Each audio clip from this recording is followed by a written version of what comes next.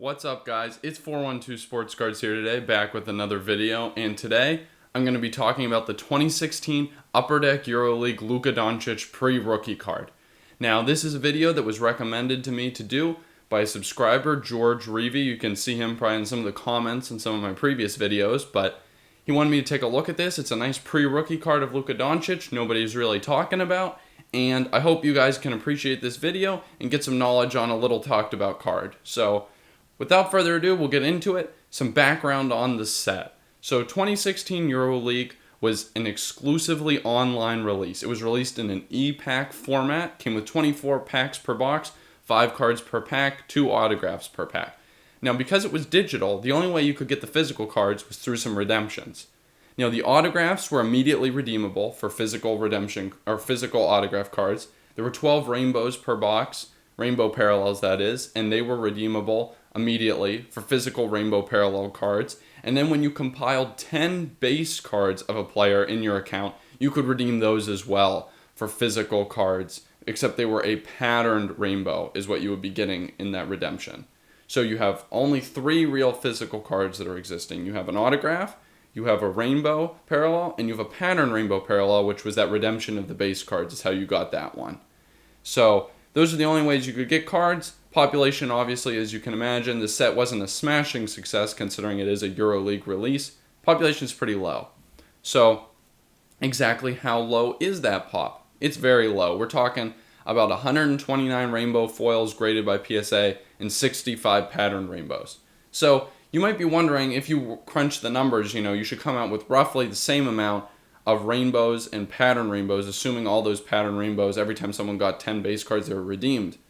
Now, I think the reason you see the population of the pattern rainbow so much lower is the fact that those cards weren't exactly easy to redeem if you were a small-time box breaker. You needed 10 base cards, so if you weren't ripping a ton of packs, you would never really be getting up to the 10 base cards if any player needed to get the pattern rainbow parallel.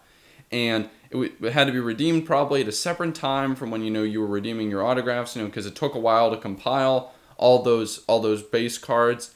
It kept the population lower, and I think that's why you see the pattern rainbow being more scarce and commanding more of a premium on the secondary market today. Now, Beckett definitely has some graded too. You got 92 of the rainbow foil and 74 of the pattern rainbow in the total pop there. A little less discrepancy, but still goes to show it's a low pop card. So, without further ado, we're going to get into some of what makes this card unique. Obviously, it's his first card. It is a pre-rookie card, 2016, 2 years older than his Panini releases for all of his rookies, which is significant. That definitely adds to the story of this card. It's what makes it notable, even though it's kind of an under-the-radar release, is the fact that it's the first card. What's another factor it has going for it? It's not paralleled to death. It's definitely worth noting that there's just the rainbow, the patterned rainbow, and the auto. There's no parallels of that rainbow. There's no parallels of that pattern rainbow. No numbered, shorter print editions. You got those 3 cards, that's it. That makes it nice as an investor, because once this set starts to demand more respect in the hobby, and I think it will because it doesn't have the hype machine rolling for it that something like a Prism Silver does, is that when that money starts to flock to this card, that money is going to be hitting the exact card that you own if you invest. It's not going to be going to, say, the gold out of 10, or in the court size, there were coppers out of 65, or tie-dyes out of 25. There's no lower number parallels for the big money to flood into. The big money's flooding into exactly what you own, because all there is the regular rainbows and the pattern rainbows. No lower number parallels for the big money to chase. The big money's going to be chasing what you own, which is just those regular cards. It's also nice because it helps build the notoriety around the look, which is definitely something that's important for a set that's flying a little more under the radar. You need a distinguishable and look that's constantly presented to the public on Instagram or in the media. That's what's going to help it gain notoriety, which would be huge for you as an investor in this card, because that's what you need. You need this set to gain more notoriety, or Luka to perform better. I think there's definitely a big chance, though, for this card to go up just on notoriety of the set alone. So, the final point, the rarity.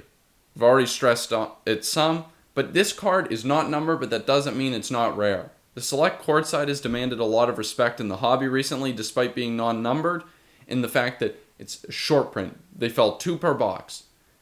This card is not that different from the select court side. In fact, I think the pop is actually lower than that of the select court side, which is huge, but people aren't talking about it.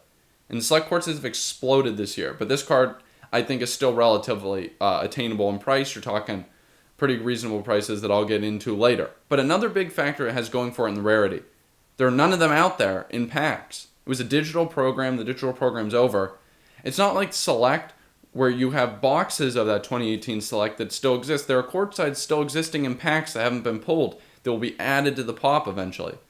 Though that's not the case with this Luka card, and that's a huge, huge deal as an investor. This type of pop control, like the fact that you can't be getting them from packs anymore, is unprecedented, something that's extremely rare in this hobby nowadays, or really at any point in time. So, before we get into some of the downsides, just a few announcements. If you guys wouldn't mind dropping a like or a subscriber if you're new to this channel, I would really appreciate it. It really helps me out. I'm really trying to evolve and get the content better for you guys, and that definitely helps me out, getting the content out to more people. I can get more feedback, and I appreciate it. And a quick update, I'm going to have hopefully a new mail day video with some investment advice on the new types of investing I'm doing coming out soon. Waiting for some of those cards to come in, but postal service delays have been bad, as you all know. Plus 2 of them are coming from out of the country, so there have been a little holdups, but I got some of them in hand already, and I'm hoping to get that video out to you guys soon, so stay tuned for that. But now we're going to get into the downsides on this card. There's really one big one that I came up with. It's the fact that it's not an NBA licensed product. Now, obviously it's because it's before Luka was drafted into the NBA, but that doesn't matter. It doesn't matter because draft pick cards are often released in people in their college jerseys before or after they've been drafted into the NBA, but they don't have the NBA license, and it affects those card values a lot. They're a lot lower because there's no NBA jersey. That's definitely part of the reason that these prices have been kept a little lower, but it's something to be aware of as an investor. But I think the fact that it's his first card outweighs that. Not only is it his first card, it does have a license, and it's just a Euroleague license, but the picture is nice too.